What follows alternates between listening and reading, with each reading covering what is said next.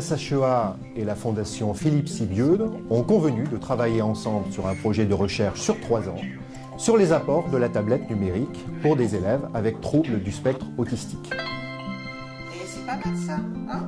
Regarde, tu t'es juste trompé un camion. Le projet porte sur le langage, le vocabulaire et la lecture sur tablette numérique. Il s'agit d'évaluer les apports de la tablette numérique dans ces différents domaines pour 23 élèves avec autisme qui suivent leur scolarité dans 2 classes de l'IME Roland-Bonnard et dans la classe externalisée de l'IME Laclais. Mémorise les emplacements des cartes, le mot et son image.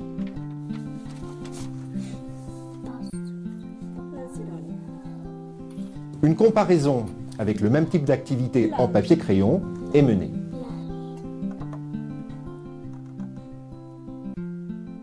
Nous nous intéressons particulièrement dans notre recherche aux conceptions des enseignants concernant l'utilisation de l'outil numérique, en l'occurrence la tablette numérique, pour les apprentissages. Pour des enseignants qui n'ont pas l'habitude d'utiliser ces outils numériques dans leur pratique, leur utilisation appelle à s'intégrer dans leur pratique pédagogique habituelle.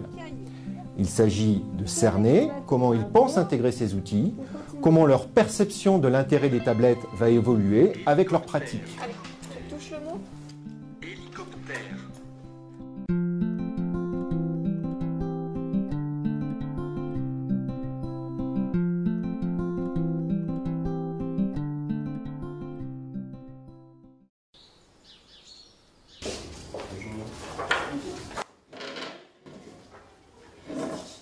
Alors, ce sont des élèves en majorité autistes qui n'ont pas de langage ou des débuts, une amorce de langage qu'ils n'avaient pas en arrivant dans l'IME et qui donc communiquent essentiellement à l'aide de pictos, de gestes.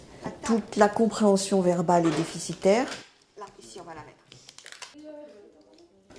mettre. Ce qui fait qu'on peut remarquer là sur les séances que les exercices où on leur demande de pointer un mot à l'oral est compliqué, alors qu'à l'écrit, ils réussissent beaucoup mieux. Regarde le mot. Il est où le mot? Non, regarde, cette image-là. Il y en a peut-être 2 qui étaient capables de reconnaître des mots globaux, mais la combinatoire, personne. Tu me donnes la table. Table. Où se trouve ta demi? Certains sont capables maintenant d'associer des mots et des images assez rapidement, d'autres pas encore. Ils sont encore à l'association d'images. Certains sont déjà, ils reconnaissent les mots avec la première lettre, ils se repèrent comme ça, ce qui fait qu'on va avoir des erreurs sur, par exemple, vélo-voiture. Ils n'ont pas encore affiné les choses, mais on est déjà dans des reconnaissances assez fines quand même. C'est quoi ça? Elle est où ici? Montre-moi. Oui. Et là, qu'est-ce qu'il y a d'écrit? Il est où le mot? L'activité papier, donc c'est des étiquettes images et des étiquettes mots. Pour certains avec des lettres en capitales, pour certains des lettres en script. Et donc l'idée c'est d'arriver à associer ces images et ces mots à la fois donc en visuel, et à la fois à l'oral, être capable de montrer ou de donner des images ou des mots. Donc on fait différents petits jeux qu'on adapte en fonction de la séance, de comment est l'enfant ce jour-là et de son niveau. Donc ça va de montre-moi tel ou tel objet, montre-moi tel ou tel mot, les associer des images avec des images, associer des mots avec des mots. Voilà, tout ça avec du matériel qui se scratch, adapté aux élèves autistes. T, A, ça c'est. Les mots sont aussi tous découpés en lettres et ils apprennent à reformer les mots. Alors, ça peut paraître un petit peu artificiel cette activité-là, en même temps, ça les oblige à avoir une vision un peu plus fine du mot, Parce que sinon, il les photographie juste en global, ou alors il repère juste la première lettre pour les reconnaître, ce qui fait que c'est pas très efficace. Là, ça les oblige à aller plus finement sur le mot. Vélo, voiture, camion, bateau, camion, camion, vélo. Ils ont étudié 6 mots cette semaine, 6 nouveaux mots, hein, et donc sur le transport. Et donc cette séance, on a travaillé sur d'abord le langage verbal, ce qui est le plus difficile, et c'est pour ça que je commence toujours en début de séance par ça, parce que c'est ce qui les fatigue le plus, hein, c'est d'écouter et de pointer une image. Pour nous, ça paraît simple, pour eux, c'est le travail le plus difficile. Hélicoptère. Il y a un des élèves, là, mais il est arrivé récemment, qui n'y arrive pas encore. Il est extrêmement performant sur apparier les mots et les images, mais sur pointer quelque chose qu'on lui dit à l'oral, il n'y arrive pas. Ensuite, donc qui est acquis pour ceux qui sont là depuis le mois de septembre, c'est quasiment, ça y est, ça c'est parti, ils y arrivent beaucoup mieux. Et puis ensuite, on apparie donc les images et les mots avec des flashcards modèles au départ, et petit à petit, on essaye de les éliminer, on y revient, on les enlève. Je vais y arriver. Certains ont besoin de les avoir et ne les regardent pas. Et puis dès qu'on les enlève, ils n'y arrivent pas. Bon, mais ça, c'est une étape. Ensuite, il y a reconstruire, donc un petit jeu à la fin qui s'appelle Construit mots. Donc c'est le même principe qu'avec le papier, on reconstitue des mots avec des lettres. Alors les lettres sont dans un premier temps en modèle sur le mot est en modèle sur la tablette, ils ont juste à remettre les lettres par-dessus. Dans un deuxième temps, ils ont le modèle sur la table et il n'est plus sur la tablette, donc on met un peu de distance, et puis ensuite on essaye d'enlever le modèle pour reconstituer complètement le mot.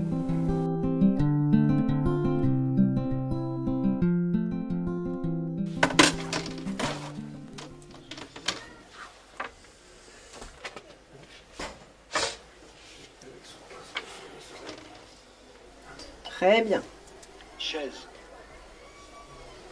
Donc le groupe non lecteur, les activités aujourd'hui, c'était pour travailler sur l'apprentissage du lexique, en sachant que c'est un lexique pour certains qu'on voit depuis un certain nombre de séances. L'idée, c'est de vérifier s'ils comprennent un mot et qu'ils sont capables de l'associer avec l'image ou d'associer juste des images identiques. Pose tes étiquettes. Le groupe de lecteurs débutants, c'est l'apprentissage de la lecture, donc toujours avec d'abord un travail de compréhension du lexique. Tu me lis le mot ? Taille crayon.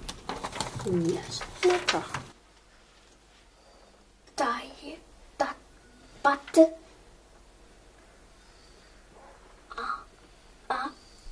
Fixe. Fixe. Il n'y a plus de bougies sur le gâteau. Et le groupe de lecteurs confirmés, c'est plus de la lecture et voir ce qu'ils comprennent de la lecture. Donc associer une phrase à la lecture ou ranger des images et des phrases dans l'ordre. Et après passer à de l'orthographe avec de la dictée. Les élèves sont divisés en 3 groupes. La constitution des groupes est faite par les enseignants. Ces groupes ne dépendent pas des classes dans lesquelles ils sont scolarisés. Pour le groupe non lecteur, l'intervention concerne l'apprentissage de vocabulaire. Pour le groupe lecteur débutant, l'intervention concerne l'apprentissage de la reconnaissance directe de mots. Pour le groupe lecteur confirmé, l'intervention concerne les inférences pour faire un lien entre des textes et des images.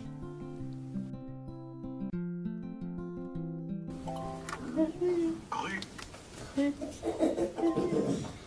Vélo. Assiette. Donc c'est... Pas pareil. Ah bon? Pas pareil. Ah bah si. Regarde, c'est les mêmes images. Donc c'est pareil. Pareil. D'accord, continue. Qu'est-ce que c'est? Un rat. Rat. Un raton. Un raton.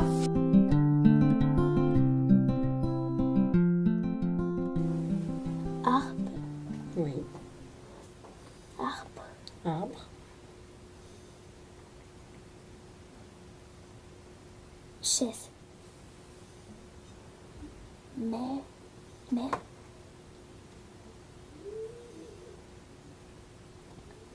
gueule, Alors, qu'est-ce que c'est ça? Bulldozer. Va doucement. Tu lis? douche, fleur, Oui, vas-y, continue. Douche, fleur. parasol, chaise, sable, Très bien. Très bien.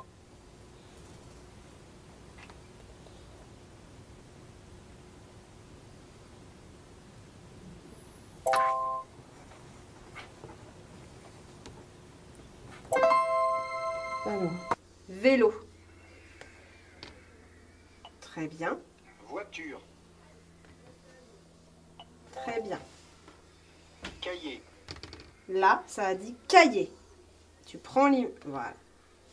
Parfait. Poisson. Parfait. Écoute bien. Tu me donnes la... Écoute. Avec les oreilles. Pose les deux mains. Tu me donnes dans ma main la baignoire. Très bien. Parfait. Pose. Tu me donnes la cuillère. Très bien.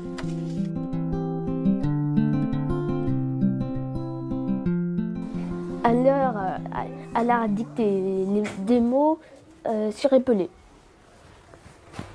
Et moi, j'avais écrit ce qu'elle leur a dicté. D'accord. Oui, oui. Est-ce que tu as fait d'autres choses encore sur la version papier à part ça? Oui, par exemple, ordre. Alors c'est quoi ordre? C'est des phrases que je dois mettre dans l'ordre, et avec des images aussi. Alors tu te souviens de quoi ça parlait, les phrases C'est- dans l'ordre? C'est sur le repas. Oui, par exemple, la soupe, par exemple. Par exemple, la soupe, c'est un repas.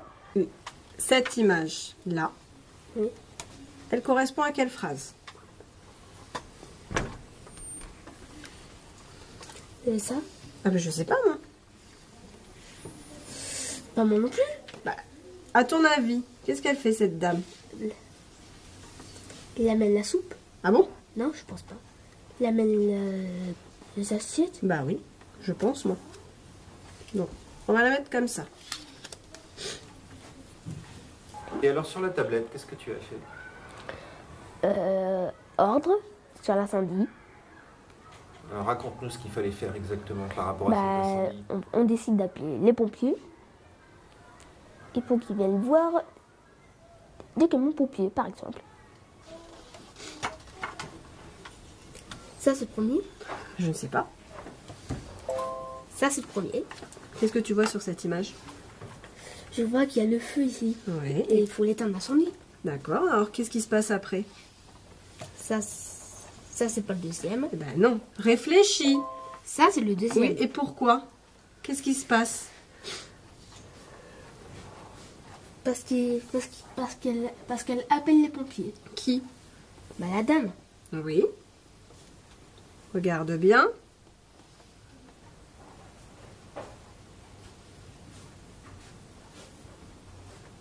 Non. Ça, c'est rouge. Donc, c'est pas ça. La dame et le petit garçon, ils voient qu'il y a le feu. Là, elle compose le numéro de téléphone. Elle va téléphoner. Et là, qu'est-ce qui se passe? Elle appelle les pompiers. Elle appelle le pompier.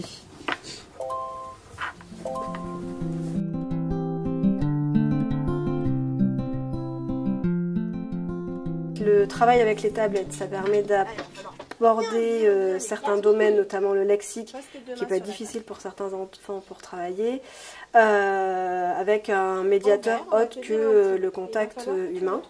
Après, l'application, elle est bien faite parce qu'elle est facile à utiliser, les images sont claires, on peut paramétrer, donc mettre plus ou moins d'images en fonction des enfants. C'est une application qui déjà est très visuelle, donc pour les élèves autistes c'était intéressant. puisqu'on travaille essentiellement avec ça, en tout cas dans un premier temps. Et elle a des réglages qui nous permettent de jongler à l'infini un peu en fonction du niveau des élèves. Donc on peut partir vraiment d'un tout petit niveau jusqu'à des élèves qui deviennent pratiquement lecteurs. Je te laisse le modèle, Ludovic. Le matériel papier reste quelque chose pour les élèves autistes d'envahissant. Donc la tablette élimine ces difficultés-là. Elle est quand même plus attractive, donc ça permet une concentration, je pense, un petit peu plus longue que le papier. Bon, on le fait sans modèle, sérieusement? Oui. De manière générale, les séances tablettes sont plus difficiles à gérer que les séances papier. Parce que la tablette, c'est un instrument qui va vite et sur lesquels il s'énerve beaucoup.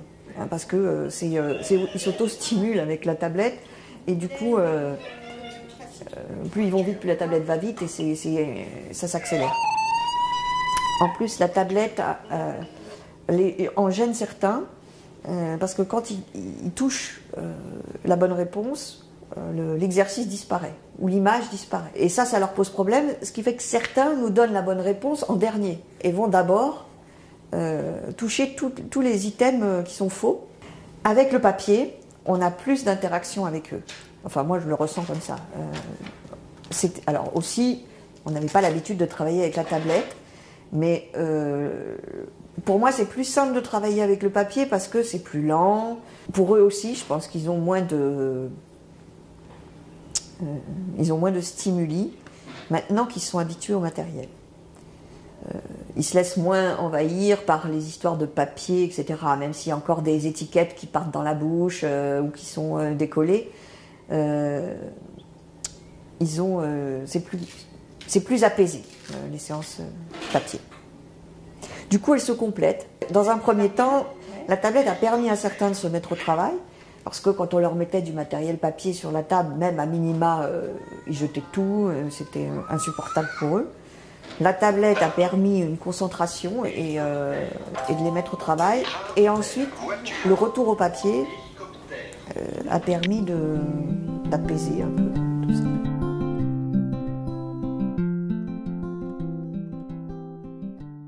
Chaque semaine, chaque début de semaine, en fonction de ce qui s'est passé la semaine d'avant, je réévalue le travail de la semaine. Alors, une semaine, le groupe travaille avec la tablette, une semaine avec le papier crayon, enfin papier plastique. Alors, il y a déjà le nombre de mots qu'on va étudier. Ensuite, alors, sur le papier, les jeux, on les fait un petit peu en fonction des enfants le jour même. On a un petit peu pris l'habitude maintenant. Juste les consignes, c'est on travaille sur l'oral, association images et mots, avec ou sans modèle, et puis les lettres. Donc il faut que ça se soit travaillé dans chaque séance. Ensuite, pour la tablette, alors même chose, le choix des mots réévalué. Alors est-ce qu'on travaille les mêmes mots que la semaine d'avant? Est-ce que c'est nécessaire? Ou est-ce qu'on en choisit des nouveaux? Combien on en prend? Quel jeu on choisit? Ça peut varier en fonction des élèves. Donc là, j'ai un tableau où je mets les différents jeux pour que les éducateurs aussi sachent dans quel ordre ils vont devoir travailler les jeux dans l'application. Et puis les réglages, alors c'est en fonction des élèves aussi. Donc chaque tablette, je règle en début de semaine et après en début de séance, je règle j'ajuste pour chaque élève. Nager. Les enfants, ils ont été évalués en début d'année sur leurs compétences au niveau du langage et de la lecture. De là, donc, on a eu 3 groupes, non-lecteurs, lecteurs débutants et lecteurs confirmés. On a fixé des objectifs et on a des groupes des corpus de mots. Moi, en fonction de là où en étaient les enfants et de leurs besoins, j'ai décidé de travailler un certain lexique avec eux et j'ai enrichi au fur et à mesure. Et en fait, on fait une semaine tablette en version papier, une semaine tablette en version tablette, de façon à vérifier s'ils mettent bien du sens sur l'apprentissage du lexique, que ce soit dans avec l'outil numérique ou avec l'outil tablette. Donc quand je prépare mes séances, en fonction du corpus que j'ai décidé de travailler, je choisis les activités et j'augmente au fur et à mesure le nombre de mots que je vais décider de leur faire travailler. Voilà, en sachant qu'on part toujours du petit pour aller vers le grand, de façon à limiter les troubles du comportement, et je mets toujours des mots que je sais qu'ils connaissent pour là aussi les rassurer.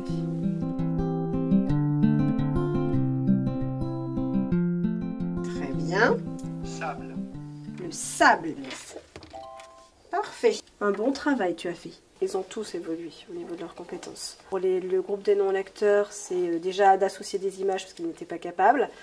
Associer les mots qu'on a travaillés avec les images, on voit quand même qu'il y a de gros progrès.